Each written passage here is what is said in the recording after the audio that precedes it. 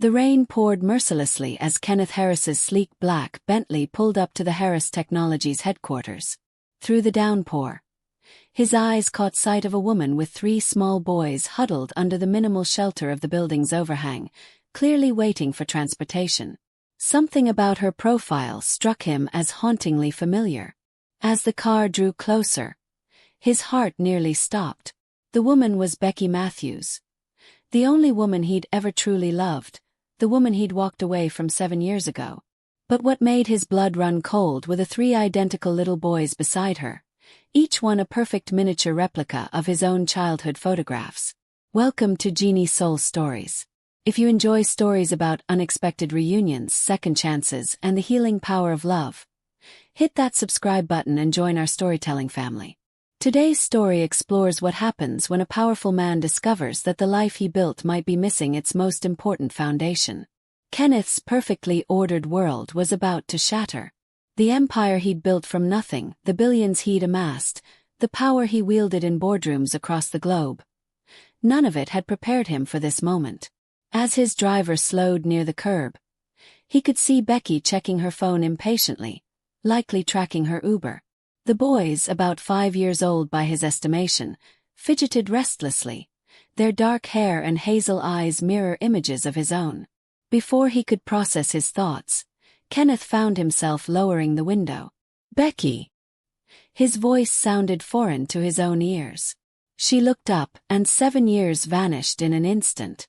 Recognition, shock, and then a carefully constructed wall slammed into place across her features.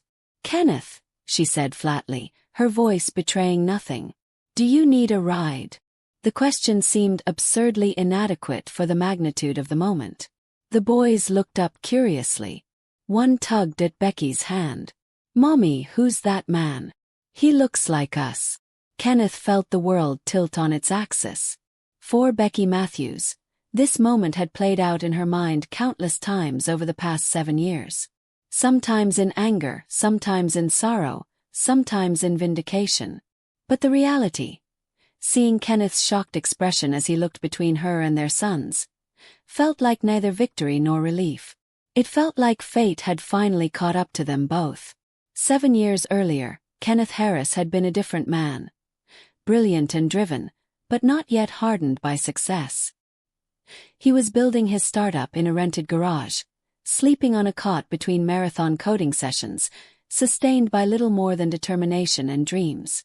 Becky was finishing nursing school, working nights at the hospital to pay tuition. They met when Kenneth came to the ER with a badly cut hand from a prototype gone wrong. "That needs stitches," she told him, examining the wound. "I don't have time," he replied, trying to pull away. "I have investors coming tomorrow." "Then you definitely don't have time for the infection you'll get if this isn't treated properly," she countered firmly. Something in her no-nonsense compassion broke through his single-minded focus. He looked up, really looked at her, and felt something he'd never experienced before. By the time his hand was stitched, he'd asked her to dinner. She declined, hospital policy, but she wrote her number on his discharge papers. 3 days later they met for coffee. Coffee turned into a walk. The walk lasted 5 hours. Kenneth talked about clean energy solutions that could change the world. Becky described her dream of helping children with cancer after losing her brother to leukemia. Both recognized in the other something rare. Ambition tempered by genuine heart. For 18 months, they built a relationship amidst their demanding schedules. Late-night conversations when Becky finished her shift. Kenneth bringing takeout to the hospital during her breaks. Weekends spent partly with Becky helping Kenneth organize research or Kenneth quizzing Becky for exams. They were partners, teammates, lovers. Then Kenneth's breakthrough came. A revolutionary energy storage system that attracted major investment. Suddenly, he was traveling constantly, pitching to investors, meeting with manufacturers. The money came with demands, expansion, scaling, focus. Kenneth's mentor and largest investor, a ruthless businessman who'd built his own empire, delivered an ultimatum during a critical phase. Personal distractions would sink the company. "You've got something revolutionary here," he told Kenneth. But it requires everything you've got. Every hour. Every thought. You can have a relationship later when you've succeeded. Right now, it's a liability. Kenneth, raised by a single mother who struggled financially after his father abandoned them, made what he believed was the responsible choice. He ended things with Becky, believing he was doing what was best for both of them. He would focus entirely on building his company, achieve financial security, and then perhaps someday. But there was no someday. As the company exploded in growth, Kenneth moved to another city, changed his number. His newly hired assistant was instructed to screen all personal calls, a directive she took to extremes without his knowledge. What Kenneth never knew was that Becky discovered she was pregnant 3 weeks after their breakup. Triplets, an extremely rare natural occurrence. She called repeatedly, sent emails, even went to his office, only to be turned away. Eventually, she stopped trying, believing Kenneth had simply discarded her as he moved up in the world. Now, 7 years later, fate had orchestrated their collision in the rain. "Get in," Kenneth said, not a request but not quite a command either. "Your Uber will take too long in this weather." For a moment, Becky considered refusing. But the rain was getting heavier, and the boys were getting restless. "Fine," she relented. "Thank you." As they settled into the spacious back seat, an awkward silence filled the car. The boys, however, were fascinated by the luxury vehicle and the man who looked so strangely like them. "I'm Michael," announced one, the most outgoing of the three. "That's Marcus." He pointed to the boy with a small freckle near his ear. "And that's Matthew," he finished, indicating the quietest brother, who was studying Kenneth with solemn intensity. "Michael, that's enough," Becky said softly. "Where are you headed?" Kenneth asked, his voice carefully controlled. "Children's Hospital," Becky replied. "I work there. The boys are coming with me today because their usual sitter is sick." The implication hung heavy in the air. She had been working at the very hospital where he anonymously funded research. They had been in proximity without knowing it. There. Kenneth couldn't bring himself to finish the question. "Yes," Becky confirmed, meeting his eyes directly for the first time. "They're yours. They're 5 years old. Do the math, Kenneth." The calculated coldness in her voice cut deeper than anger would have. Kenneth Harris, who had faced down corporate raiders and negotiated billion-dollar deals without blinking, felt something he hadn't experienced in years. Complete loss of control. "I tried to tell you," Becky continued quietly, mindful of the curious ears in the car. "For months. Your assistant said you didn't want any contact." Kenneth's mind raced. He had never given such instructions, at least not specifically about Becky. But Jillian, his first executive assistant, had been fiercely protective of his time and ambitious in her own right. Had she taken it upon herself to cut Becky out completely? "I never knew," he said finally, the words inadequate even as they left his mouth. "I never knew you were pregnant. I never told anyone to block your calls specifically." Becky's expression remained guarded, years of single motherhood having taught her to protect herself and her children from disappointment. "It doesn't matter now. We've done fine without you." Kenneth looked at the three boys, taking in details he'd missed initially. Michael had his determination, evident in the set of his small jaw. Marcus had a creative spark in his eyes, reminding Kenneth of himself as a child, always building and inventing. And Matthew, quiet, watchful Matthew, seemed to take everything in, analyzing and processing like Kenneth always had. "I want to be in their lives," Kenneth said suddenly, surprising even himself with the certainty in his voice. "That's not something we're going to decide in the back of your car," Becky replied firmly. "They've gone 5 years without a father. Another few days while we figure this out won't matter." The car pulled up to the hospital entrance. Before they got out, Kenneth handed Becky his business card. Not the standard one with his office details, but his personal card with his private number. "Call me, please," he said. "I know I have no right to ask anything of you. But they're my sons too." Becky pocketed the card without committing. As they walked away, Matthew turned back for one last look at Kenneth. Something in that small gesture, curiosity perhaps or recognition on some primal level, made Kenneth's chest tighten painfully. For the first time in years, the billionaire CEO cancelled all his meetings for the day. Instead, he sat in his penthouse office and did something entirely out of character. He looked back instead of forward. Kenneth had built Harris Technologies into a global powerhouse through sheer force of will and brilliance. His revolutionary energy storage systems were transforming how the world used power. His personal fortune exceeded $20 billion. Business magazines featured him regularly as one of the most eligible bachelors in the country. Yet despite the women who pursued him, the friends who sought his influence, the board members who courted his favor, Kenneth Harris was fundamentally alone. His relationship with his mother remained distant. He supported her financially, ensured she wanted for nothing, but their conversations were brief and infrequent. She had remarried years ago to a kind, unremarkable man whom Kenneth barely knew. The comfortable home Kenneth had bought them in Florida might as well have been on another planet from his life. The only person Kenneth might consider a true friend was John Woodside, his CFO from the early days who had stood by him through the company's meteoric rise. John knew about Becky. He had been there during their relationship and witnessed the aftermath of the breakup. Kenneth made a call. "I need information on a Becky Matthews," he told John without preamble. "She works at Children's Hospital as a pediatric oncology nurse. And I need everything you can find about my sons."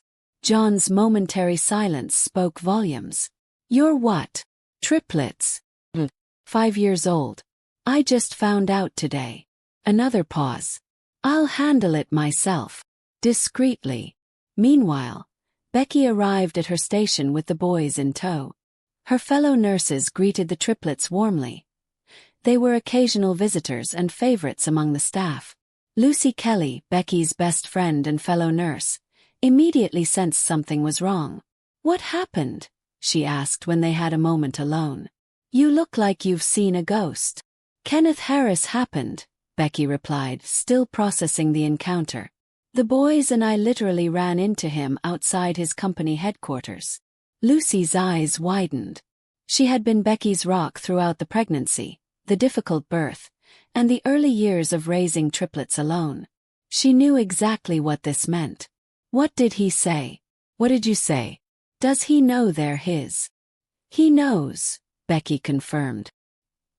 "He claims he never knew I was pregnant, that his assistant blocked my attempts to contact him." Lucy's expression turned skeptical. "And you believe that?" "I don't know what to believe," Becky admitted. But the look on his face when he saw the boys, that wasn't faked. Throughout her shift, Becky moved through her duties with professional competence, reading to patients, administering medications, offering comfort to worried parents. But her mind kept returning to the card burning a hole in her pocket. Kenneth Harris wanted to be in his sons' lives. After 5 years of doing everything alone, the 3 a.m. fevers, the first steps, the nightmare soothing, the preschool applications, the possibility of sharing that responsibility was both tempting and terrifying. What would it mean for her carefully constructed life? For the boys? Would Kenneth sweep in with his billions and try to take control? Would he lose interest when he realized that fatherhood couldn't be managed like a corporation? Or worst of all, would the boys grow to love him, only to have him walk away again when the novelty wore off? By the end of her shift, Becky had made a decision. She would call him, not for herself, but because her sons deserved to know their father, and the choice shouldn't be made based on her hurt feelings from the past. The meeting was set for the next evening. Dinner at Becky's modest home. Kenneth arrived precisely on time, carrying nothing but himself, a point in his favor, as Becky had half expected grand gestures and inappropriate gifts.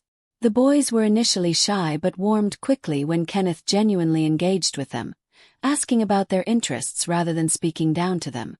Michael proudly showed off his collection of rocks and minerals.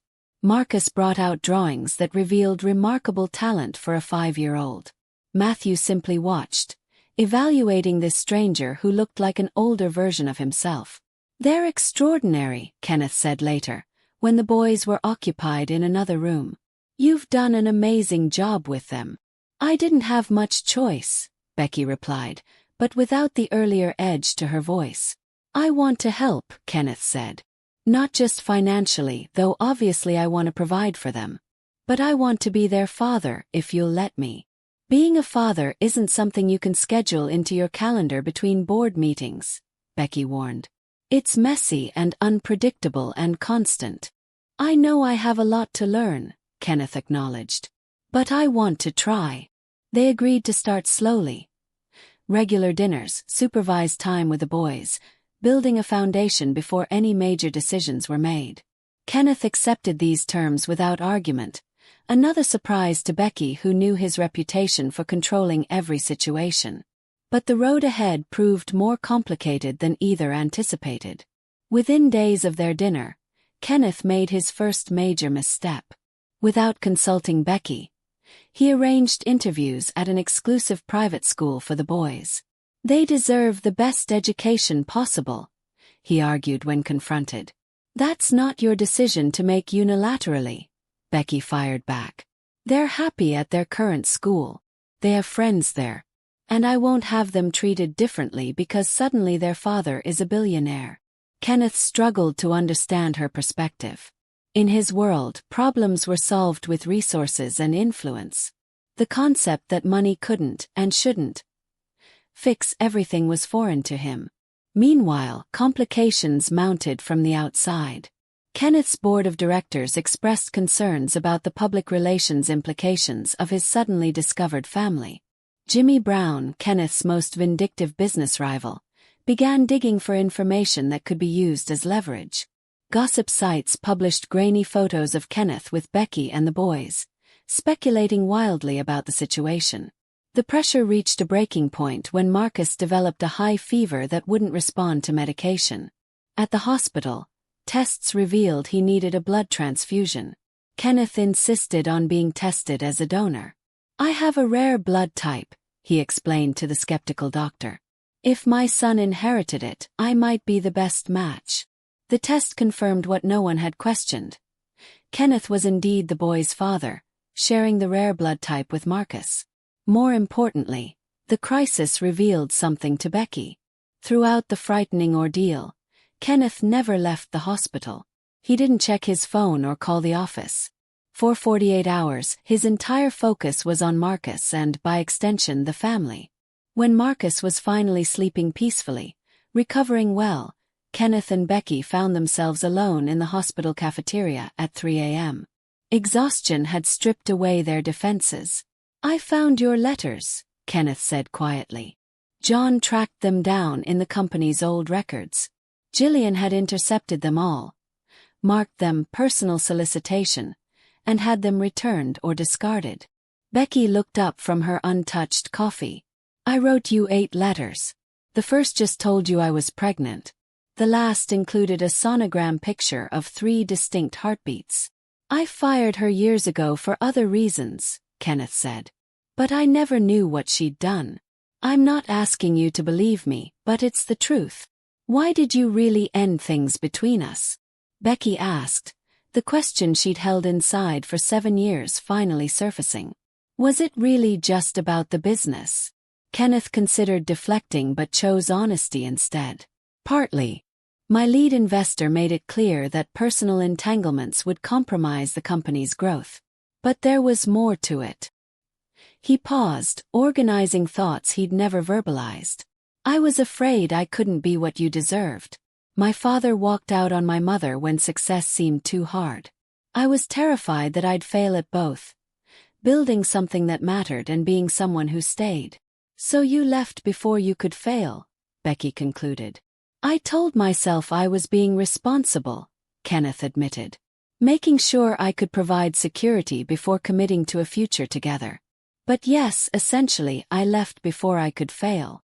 The irony hung between them. In trying to avoid his father's mistake, he had inadvertently repeated it. 2 weeks later, a severe thunderstorm caused a power outage across the city. Kenneth was at Becky's house for his regular dinner with the boys when the lights went out. What should have been a simple inconvenience became an unexpected turning point. With no television or electronic distractions, they lit candles and played board games. The boys were delighted by the adventure of it all. Kenneth, who typically spent evenings reviewing reports or on international calls, found himself fully present in a way he hadn't been since childhood. When bedtime came, Matthew, still the most reserved around Kenneth, asked if he would tell them a story since they couldn't read in the dark. Kenneth hesitated, then began improvising a tale about 3 brave explorers who discovered a magical power source to light up their world.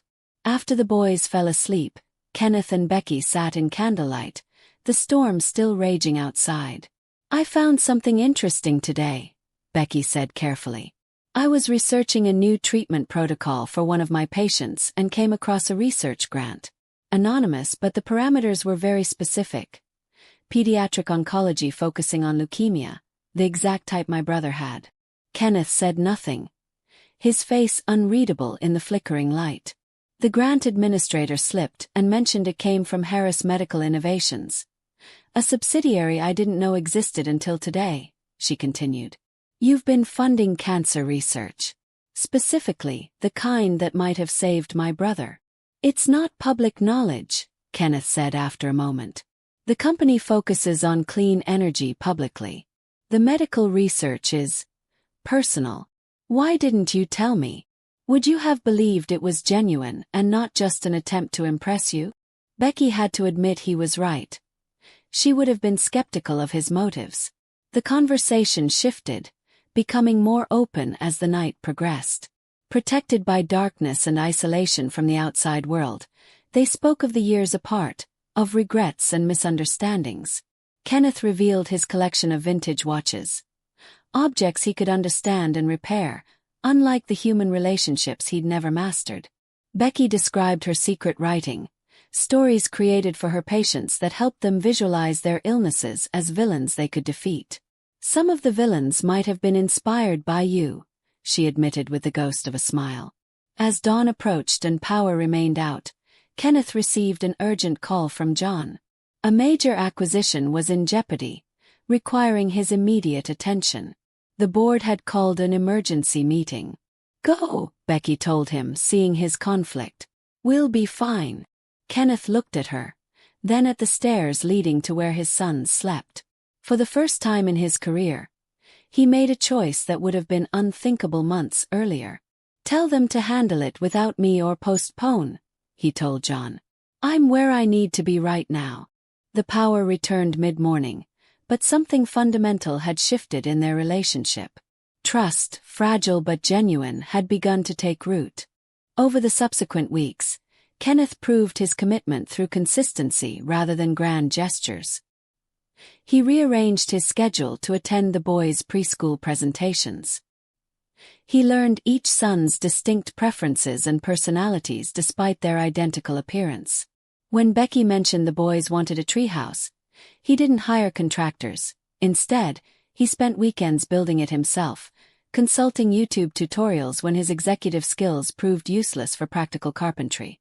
Becky, meanwhile, found herself gradually lowering the protective walls she'd built. When her parents visited from out of state, they predictably expressed skepticism about Kenneth's reappearance in her life. "He'll get bored playing family man and disappear again," her father warned. "Men like that always do." To everyone's surprise, including her own, Becky defended Kenneth. "He's not the same person he was 7 years ago. Neither am I. We're both trying to do what's best for the boys." Her mother noticed something else. "It's not just about the boys though, is it?" Becky couldn't answer, not honestly, because she wasn't ready to admit even to herself that her feelings for Kenneth were resurfacing. Not as the same infatuation of youth, but as something more complex and potentially more lasting.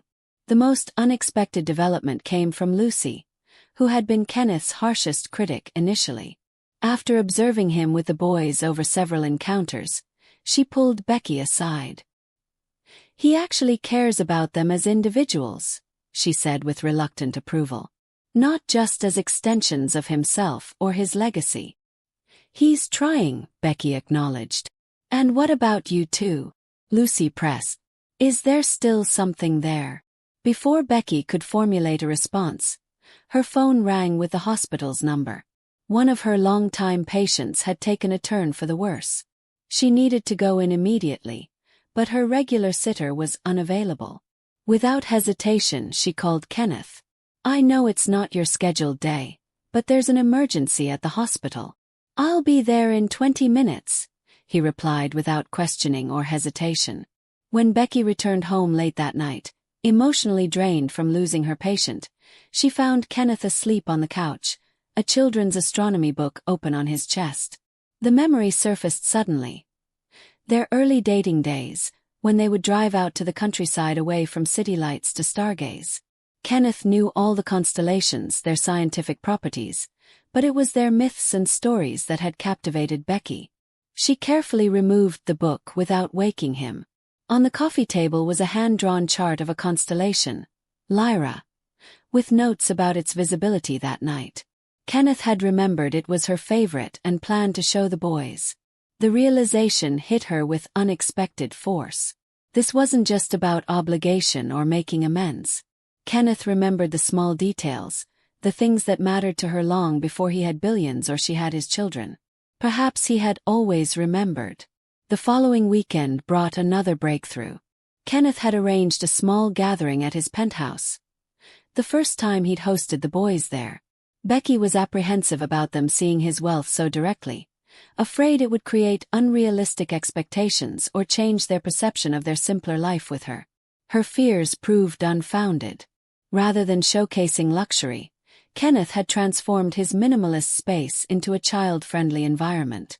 One room had been converted into a space exploration center with telescopes and interactive exhibits. Another featured art supplies for Marcus's creative interests. The kitchen island was set up for a cooking lesson, making pizza from scratch. When did you learn to make pizza? Becky asked, genuinely surprised. YouTube is remarkably educational, Kenneth replied with the first real smile she'd seen since their reunion. I've been practicing all week. My housekeeper threatened to quit after the third failed attempt. As they worked together, flour dusting countertops and children laughing, Becky caught a glimpse of what might have been, and what still could be. This version of Kenneth Harris was unfamiliar to the business world that knew him only as a ruthless innovator. This man, with patience for small hands struggling with dough and genuine delight in imperfect results, was someone new. Or perhaps not new at all, but excavated from beneath layers of ambition and self-protection. The real test came unexpectedly. A photo of their pizza-making afternoon, snapped by Kenneth's housekeeper and inadvertently backed up to a cloud service, was hacked and leaked to the press. Suddenly, the carefully managed introduction of Kenneth into the boys' lives became public spectacle. Jimmy Brown seized the opportunity, planting stories questioning whether Kenneth's newfound interest in family life was a distraction from rumored problems at Harris Technologies. The company's stock dipped. Board members called emergency meetings. Investors expressed concern. Kenneth's public relations team recommended a carefully crafted statement emphasizing his continued commitment to the company while acknowledging his private life. They suggested portraying the family situation as settled and harmonious, glossing over the complicated truth for the sake of market stability. For the old Kenneth, the choice would have been obvious. Business first, always. Instead, he called Becky. I won't issue any statement without your approval, he told her. This affects you and the boys more than my stock price. Together, they crafted a simple, honest response. My family situation is private. My commitment to Harris Technologies remains unchanged, as our upcoming quarterly results will demonstrate. No flowery sentiments, no exploitation of the children for public relations value, no pretense of a reunited romantic relationship. Just dignity and boundaries. The media storm intensified briefly, then subsided when Kenneth's prediction proved accurate. The company's performance exceeded expectations, silencing critics.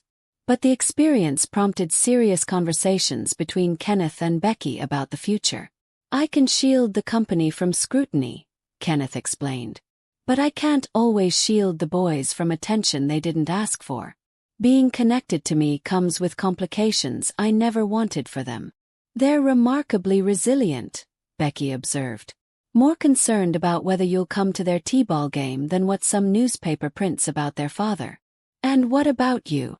Kenneth asked, the question that had hovered unspoken between them. What do you want from this situation? From me. For the first time since their reunion, Becky allowed herself complete honesty. I wanted to hate you. It would have been easier. But hate requires energy I needed elsewhere. And the man you've become these past months. He's not someone I can hate. It wasn't a declaration of love, but it was an opening. Permission to consider possibilities beyond co-parenting. Their cautious emotional reconnection faced its greatest test when Becky received a prestigious job offer. A director position at a pediatric oncology center in another state. Better pay, more influence over treatment protocols. The chance to implement programs she'd only dreamed about. But it would mean moving the boys away just as they were building a relationship with their father. Kenneth learned of the offer not from Becky, but through his contacts in medical research circles. Rather than confronting her, he spent days considering what her decision would reveal. About her feelings toward him, about her trust in his commitment to the boys, about the possibility of a shared future. When Becky finally told him about the offer, his response surprised her. If you decide to take it, I'll open a Harris Technologies office there, he said simply. The boys need both of us. You would relocate your entire life. What about the company headquarters? I built the company to solve problems and create solutions, Kenneth replied. There's no solution that involves being separated from my sons again. As for headquarters, we live in a digital age. I can manage from anywhere. The offer to follow them, to prioritize their family over the empire he'd built, was the final piece Becky needed. Not because she intended to accept the position. She had already declined it, realizing her heart was set on building something here with Kenneth, but because it proved beyond doubt that his transformation was genuine. That night, after the boys were asleep, they sat on Becky's small porch swing, the same one where she had spent countless nights during her pregnancy, wondering how she would manage alone. The symbolism wasn't lost on either of them. I found something yesterday, Kenneth said, reaching into his pocket. When I was looking through old storage boxes for photographs my mother requested. He handed her a small, faded envelope. Inside was a letter never sent, dated 1 week after their breakup. I wrote it the night after I ended things, he explained as she read his younger self's words. Raw regret, explanation without excuses, a plea for understanding if not forgiveness. I convinced myself not sending it was another act of selflessness. In reality, I was just a coward. Becky folded the letter carefully. We've both made mistakes. I should have found a way to tell you about the pregnancy. I shouldn't have given up so easily. You were raising triplets alone while working full-time. Easily isn't a word that applies to anything you've done. The conversation shifted, becoming lighter as the evening progressed. They reminisced about their early days together, shared stories from the years apart, and gradually moved closer on the swing until the distance between them, physical and emotional, had nearly disappeared. I never stopped loving you, Kenneth admitted finally. I just buried it so deeply I could pretend it wasn't there. Becky's response was to close the remaining distance between them, her lips finding his in a kiss that acknowledged both their past and the possibility of their future. 6 months later, Kenneth arranged a special evening for the entire family. He had purchased the old planetarium where he and Becky had gone on their third date, closed for years due to funding cuts, and restored it privately. On this night, he revealed it to Becky and the boys as a surprise. As they sat beneath the projected stars, the dome displayed not just standard constellations but custom ones. Formations Kenneth had programmed himself, connecting stars to form shapes meaningful to their family. 3 identical boys holding hands, a nurse with a stethoscope, a mother reading to her children. When the lights came up slightly, Kenneth walked to the center of the room. The boys, who had been prepared for this moment, solemnly approached their mother with small boxes in hand. What's going on? Becky asked, genuinely confused. Kenneth knelt before her, not on one knee in traditional proposal fashion, but at eye level with his sons. Together, the 4 Harris males opened their boxes. The boys held vintage pocket watches, each unique but clearly part of a set. Kenneth's box contained a ring with a star-like diamond constellation. "These watches have been restored by hand," Kenneth explained. "Each one unique but connected by design and purpose. Like our family." He turned to the boys. "Do you remember what you're going to ask?" In unison, the triplets looked at their mother and asked, "Will you marry our dad and make us a forever family?" Through tears, Becky nodded, unable to speak. When she found her voice, she looked at Kenneth. "You built this, all of this, for tonight." "For tonight, and for always," he replied. The planetarium will reopen to the public next month as part of the new Matthews Harris Foundation for Pediatric Cancer Research and Family Support. But our family will always have private access to our stars. The foundation represented everything they had become together. Kenneth's resources and vision combined with Becky's heart and direct experience with patients' needs. It would provide not just research funding but practical support for families dealing with childhood cancer. Housing near hospitals, childcare for siblings, counseling services, and financial assistance. Their wedding 3 months later was intimate.